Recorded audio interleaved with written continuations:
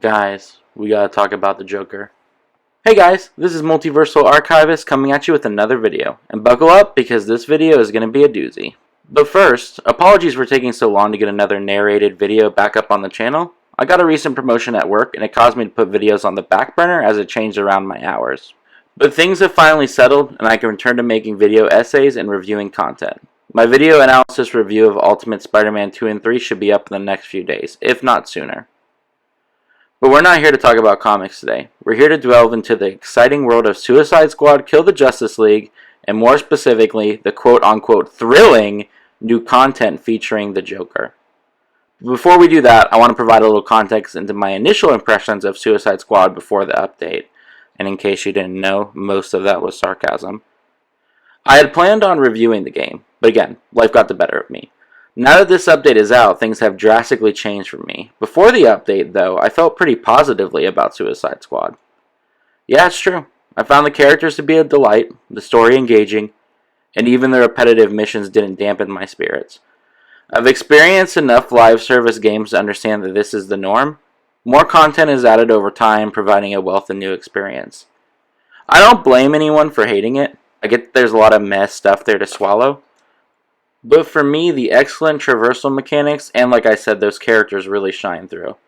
And like I said, I thought the story was good. I get there are some people crying on the internet about how Arkham Batman got done dirty and other such nonsense, but I really can't get behind it.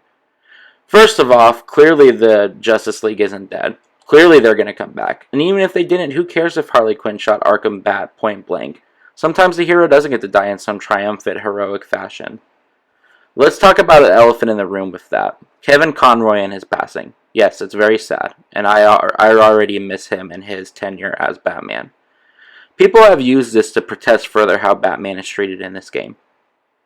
Guys, I hate to break it to you, but Kevin Conroy is clearly having fun in the game as evil Batman. And if you want something where Kevin Conroy is classic Batman and making the same interpretation of the character he did for 20 plus years, go watch the other things or play the other games. I get that Arkham Batman is iconic, but he already had his fantastic game in which he became a legend. And it's not like people at Rocksteady knew he was going to die. They couldn't have known this would be one of his last polarizing portrayals of Batman. Now, let's get to the exciting part, the Joker's new content. For many of this was a highly anticipated addition. What would it be like to play as a Joker? What kind of story would unfold? And more importantly, how would he play? Let's start with the positives first. Joker is a blast to play. His traversal is fun, his unique attack is a blast, and he's genuinely a good time. His traversal involves Rocket propelling himself in a ragdoll fashion into the air, and then air surfing on an umbrella. And his traversal attack launches himself into the air and carpet bombs the space underneath him. It's super fun stuff. We need to talk about the rest of it, though. See, when the Joker dropped, there was two ways to get him. The first way involved good old-fashioned money. You spend $10, get your Lex coins, and then unlock him immediately. Money to unlock the Joker early is a choice. On the one hand, if you got the game on day one, then as a gift, you got enough Lex coins to buy him. And if you really wanted to spend your dinero on him, $10 for a fully fleshed out character isn't horrible. However, it still sucks. Especially when you factor in the other path to getting him. At this point, people have found a way to minimize and streamline this process. Reasonably, if you follow a glide, I made one, link above, you can bang it out in a few hours or less. However, it still doesn't change the fact that you need to get to a certain level to unlock Joker.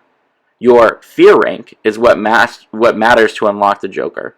And most of the missions released within the season only raise your fear level by 1. So, you have to grind boring missions in order to unlock the new character. Again, this is standard fare for live service games. The new missions aren't unique, but they were not horrible either. The rub for me is that they're just missions. There's no story context behind them, and they have nothing to do with the Joker. You're not searching for him, gathering intel on his location, and or tracking him. All you're doing is raising a rank to eventually fight Brainiac and spring him. I'm big on the story. That's 90% of what makes or breaks a game for me. If you give me a good, compelling narrative, I'll ride or die with you and champion you when all the others walk away. And I liked the Suicide Squad story. I was ready to get more of it, and I really think the game needs to start hitting that the Justice League is going to come back in some capacity. That would help tide over a lot of these hurt feelings. But no, there's no real story to the Joker season. There's a short webcomic that explains what happened to him in the vaguest way possible. And then when you unlock him, you get a brief cutscene that we've already seen. Someone rightly remarked that the Suicide Squad Insider episode spoiled the little story content we get in this season, and they're absolutely right. There is nothing new that the Insider didn't already show us. And to me, that's unforgivable. The game is broken and buggy, more on that in a second. And if this is all that's going to come with a new character, I'm less than pleased. I want a story, I want a narrative, and yeah, I'd like to get some new missions that will actually excite me, eventually. The Green Lantern Redux boss fight is actually pretty good though. It adds some new things to the fight. It is still a variant of the OG Lantern fight, but there are enough new twists to make it fun. Now the game mostly works for me, so I know there's a whole bug/game not working for people side of things, and I totally agree that that's unacceptable. However, I can't really factor it into my own feeling of the game because my game mostly runs fine. Well, except the video you're now seeing on screen is of the one cutscene with the Joker, the only one you get. It happens after you defeat Brainiac. Apparently, there's a glitch where if you buy the Joker from the store, unlock him early, and then do the mission to unlock him as him, you get a glitch where the Joker is invisible through the whole cutscene. So after unlocking him early and playing their game, the game of wanting to spend money to get him, I was more or less punished for buying the Joker. Instead of unlocking him the good old-fashioned way, I went ahead and paid for him. And because I paid for him, I got kind of glitched out of the one cutscene that even involves him. And that, to me, is entirely unacceptable. Especially when it's the only cutscene of the content, and there's no way to go back and watch it again that I know. So I don't know, guys. This is a big nail in the coffin for me. The game was already struggling before this, and they're leaving us little reason to come back. I can't see the Joker content bringing people back in the current state it is. And if this is going to be how the other free content drops, then this game will be dead in the water. And that's the current state of the game.